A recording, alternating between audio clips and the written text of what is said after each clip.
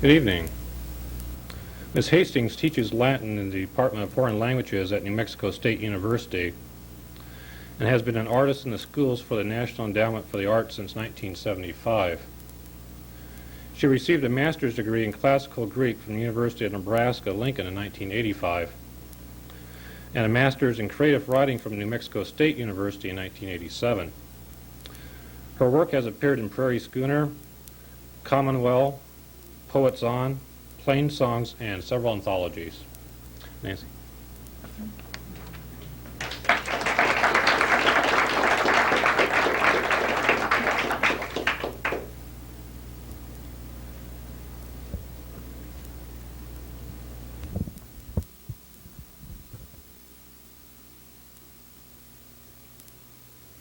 There comes a day when everything goes white around me. There is no way out, and finding none, I go on with it. The whiteness, that is, the finality of it, how it wraps around my ankles, about my wrists, finds the hug of my hips, fits so smoothly over my shoulders, I cannot slip it off. A string of pearls about my neck keeps a secret, saved for daughter-to-be from Grandmother Jane. These were her pearls of wisdom, what she once wore.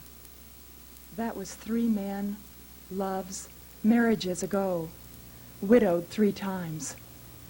But she loves white, would marry again if her secret were told, loves enough to live for.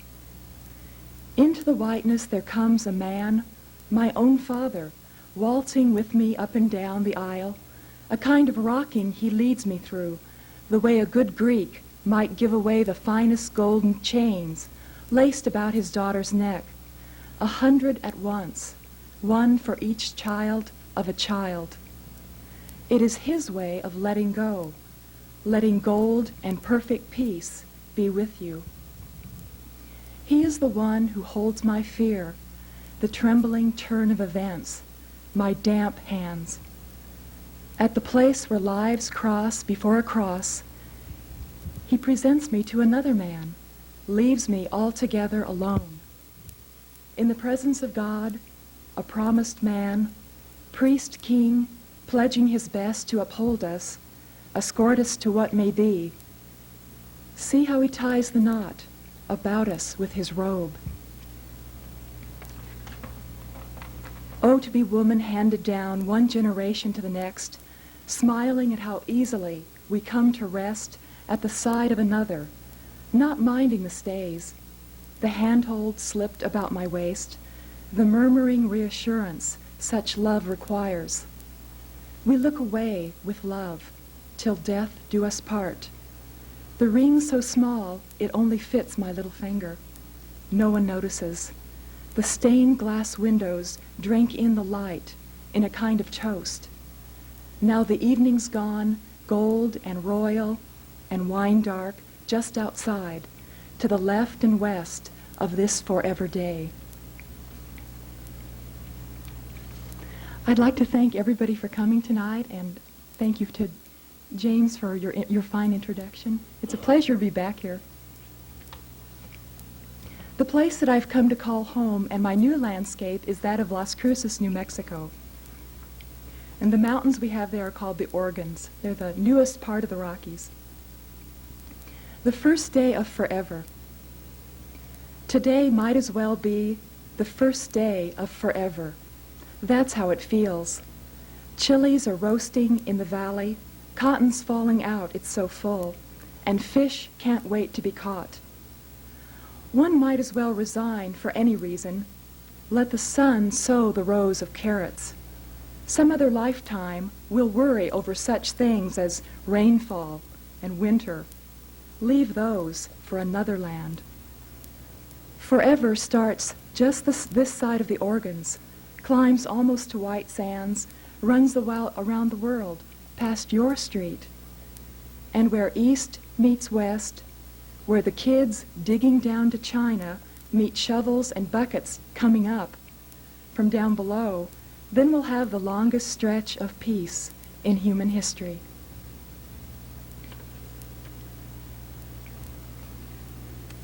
Some of you are wondering where I live and how I live and so forth, and so I'm going to read a couple of poems about the place where I'm at. This one's called Fire. My husband's not here, so he can't get upset. There was no heat in the house the winter we married. It was wood fire or freeze. We sometimes froze, wood lying wet in the wood pile. We bundled up with layers of blankets. It was up early, heat water on the wood stove, wear all the clothes you can. And as many hats as you had time for, bricklayer, gardener, landscaper, baker of sourdough bread, mender of hems, singer of hymns. And we lived to tell it, long enough ago to laugh about it now, beneath the soft whir of the electric blanket. Thank goodness for electric blanket.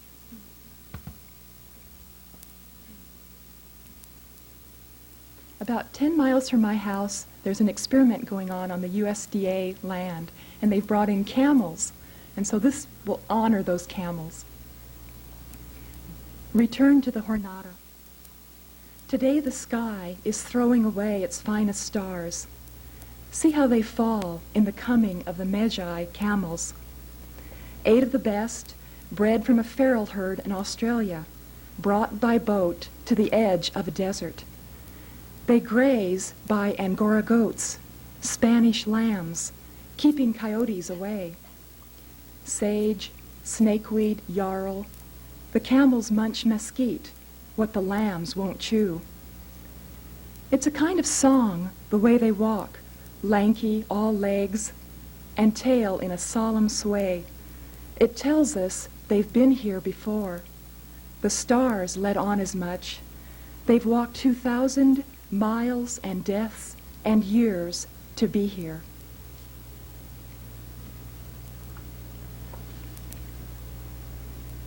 In case you're wondering how I spend my days, I taught grades K through 12, yes, all day at McCool Junction. And I'm going to take a minute now to mention whole notes and the children's issues that do come out. And I'm going to read, I think I'll read 2 poems that are in the anthology. The first one is called Brian's Song, and it's by a young man, 9th grader, who claims that he hates poetry. Brian's Song. I'm allergic to perfection. I'm allergic to rejection. I'm allergic to injections, but I'm not allergic to music. I'm allergic to no fishing bites. I'm allergic to karate fights. I'm allergic to fluorescent lights, but I'm not allergic to girls. This is by a 7th grader, Priscilla, and it's also called Allergy. Allergy. I'm allergic to my brothers. I'm allergic to my friends. I'm allergic to the world. I'm allergic to God. But I know I'm not. Sometimes I'm allergic to even myself.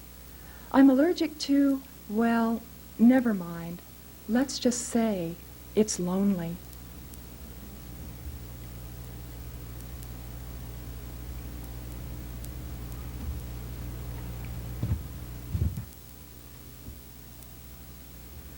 At the Albuquerque State Fair a couple of years ago, a man was holding a snake. So we have to write about snakes. So this is at the fair. A snake does not mind being held, as long as the man who handles him lets his body coil over the muscles of his arm. Somehow the bull snake trusts the warm, keeps his diamond eyes low, his head parallel along the palm. For a moment, man and snake are one, reptile caressing, almost agreeing with the hand that feeds him. All that long afternoon, in the wildlife booth, children passed their hesitating hands along the length of that snake, petting it as if it were a puppy. Just for the day, for the sake of a fair, snake hate gives way to love. If you lean close, you might hear that serpent tempting these children, whispering sweet apples and amusement park garden into their ears.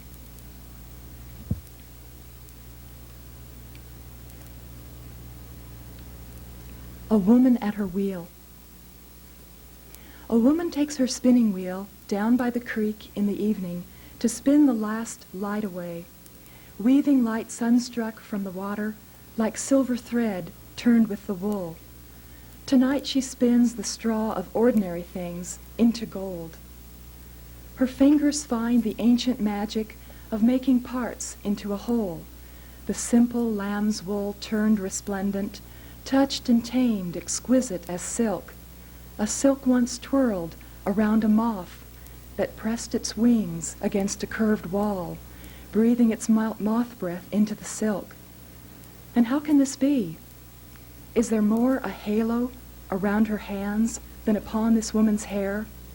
More lightness in those fingers than in her frail body, her line-drawn face? Something of youth steals through her slender wrists, the quick-stepping fingers, as if she moved too quick for age to catch her.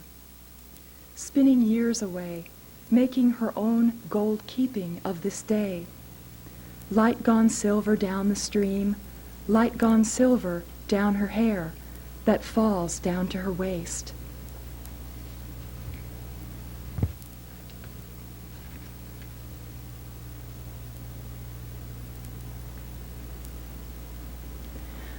I'm trying to deal with how we identify place and where we belong. And there's a restaurant near where we live that has a history of being once a women's prison and being a Harvey house, kind of like a resort, and then also being just a deserted, abandoned place that was a home for burros. This is called A Room for You. A Room for You. 20 burros wine and dine in the Harvey house, a last resort for a man with no money. None of them mind the broken glass, deliberately kicked from the windows, the anger implied. Violence is nothing new. They go on about their business, inspecting forth-cutting hay. They'll arrange a room for you.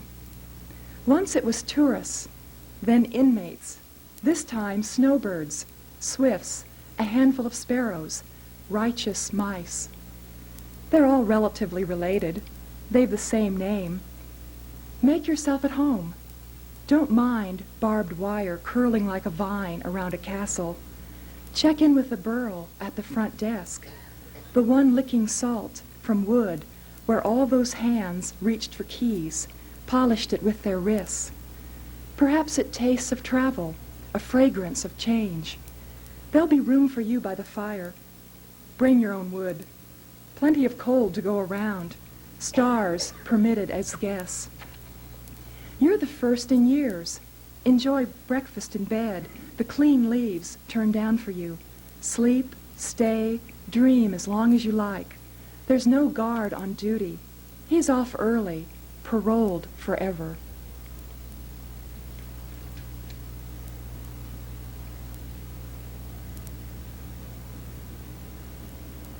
I occasionally teach swimming lessons, and one of the classes I work with is handicapped students and adults who are coming back and trying to regain their strength.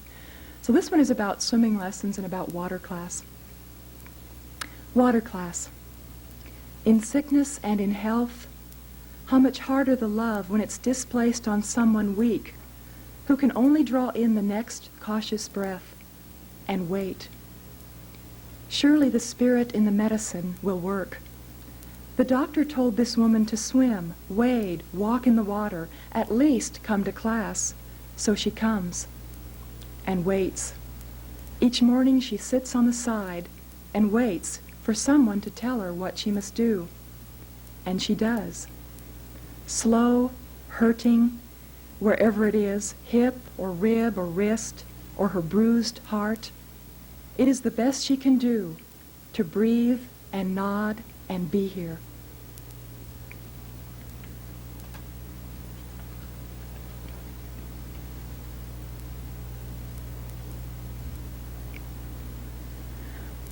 I'm not really reading very many funny poems tonight, but I guess I have a fault of not writing very many light poems, so I'll read something that takes me back to my childhood memories, and it has to do with the playing of horse, where we were actually taking on the the embodiment of being a horse.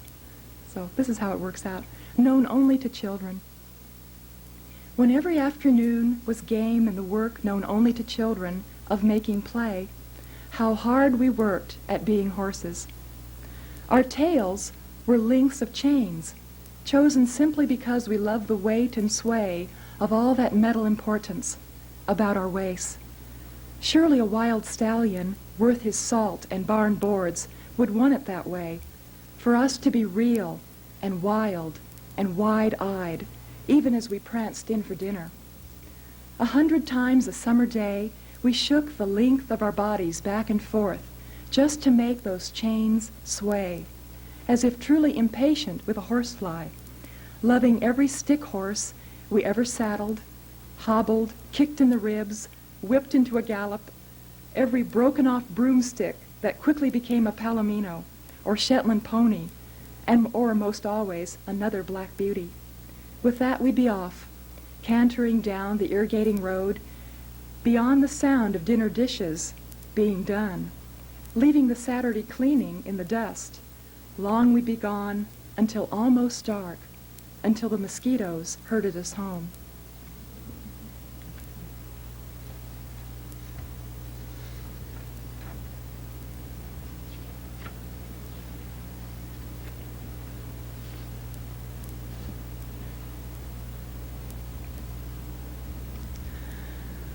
As some of you know, I'm very interested in classical mythology and in transformation and the mythology that we all participate in and create continually.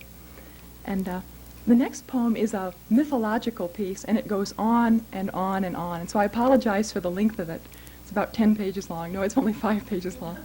But it probably will seem like 10 pages to you. And the nature of it as you're listening is you might want to turn off the logical part of your mind because it's not very logical. And it's meant to be mythological and dreamlike, and it's also represents kind of like play. And so there's kind of a speaking voice that goes on and on and on in it. And it's called The Salmon Lamb. The Salmon Lamb. This is part 1. See how he holds the dying white lamb, wool wet, tangled with seaweed. It is the same man who pulled it in birth from the yearling ewe, bottle-fed it when no milk came, put it on pasture. Each day he seasons the orphan with bay leaf. Love covers it with aluminum foil, saving white meat from rain, the butter-colored wool, mint fresh. The only sound the lamb's known, his voice, and those of Puget Sound. Then one day his wife comes to ask his coming home. He avoids her eyes. Before her the lamb keeps changing back into a salmon, baked in salt water, an oven sun, the tide turning ever so often, surrounded by steamers and a row of pearls, oyster shells. Abram whets his knife on stone, asks what cut she wants. Now fish lies still, no longer a flash, thrashing silver incandescent. It lies sidelong, faded like a caught crab, its drab mangled scales dry. When his wife's not looking, he lifts the salmon, slices of fillet, juice drizzles. She leaves him to his work. Oh, the sweet, faint, pink meat he licks from his fingers. Yet, as the man holds his salmon, it changes back into a living lamb for its mother. Then he draws the blade through ribeye and loin, the lamb listening to the soft whir of the knife. As the wet wool cools, Abram carves the heart, devours its power. Those trusting mutton eyes look up at him, not seeming to mind its ribs trimmed of fat.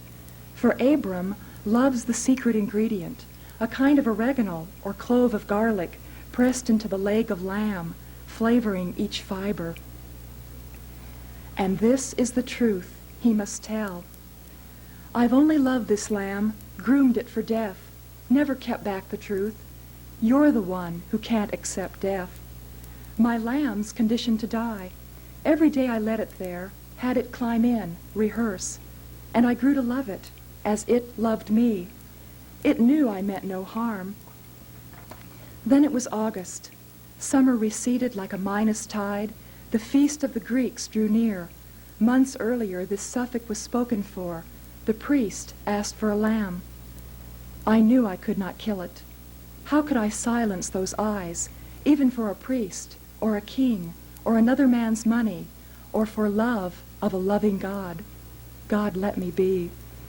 I struck a bargain with God, my life for the lamb's. No, that was not enough. I was never meant to be an Isaac.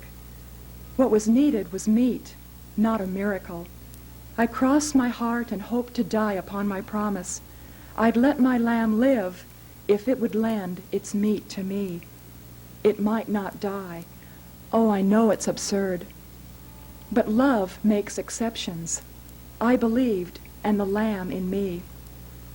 When that third Sunday arrived, I led the lamb to the sea. And that's when the salmon roared. How could a fish get so carried away by a lamb's cry? And yet it did.